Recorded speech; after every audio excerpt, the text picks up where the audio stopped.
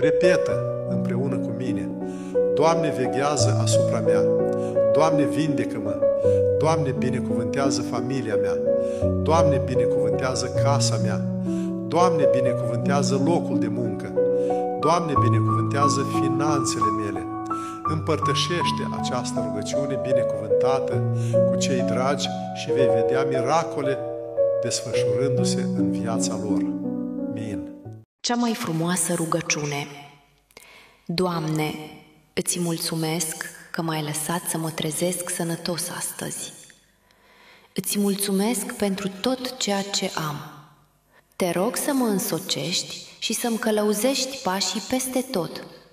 Te rog să mă protejezi de toate lucrurile rele și să-mi dai putere să trec peste această zi.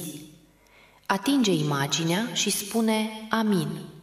Dacă ai copii sau nepoți, atinge icoana Maicii Domnului și scrie Amin pentru a-i proteja de orice necaz și rău.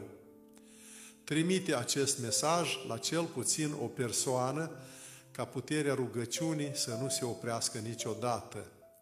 Nu sări peste acest videoclip niciodată.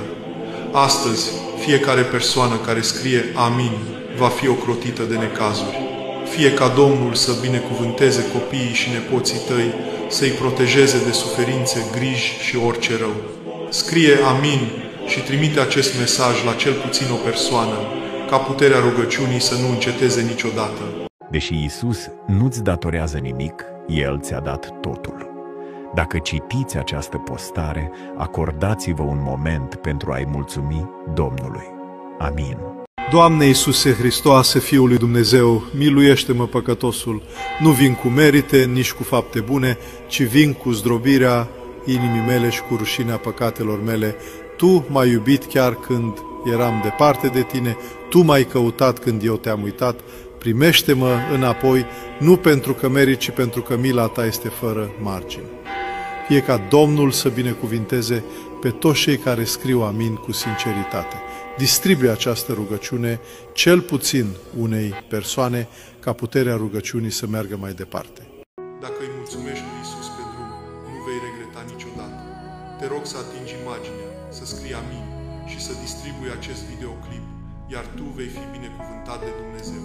Astăzi scrie Amin pentru copiii tăi și Dumnezeu le va dărui pace și ocrotire, ferindu-i de orice rău. Astăzi este ziua în care Fecioara Maria se roagă pentru sănătatea familiei tale. Scrie Amin și să vină în această seară în casa ta o veste bună de la Dumnezeu.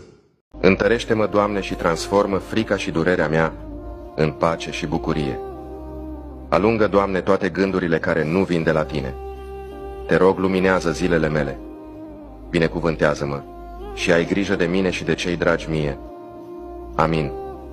Dacă nu ți-e rușine de Domnul care a murit pentru tine, te rog să scrii Te iubesc, Iisus.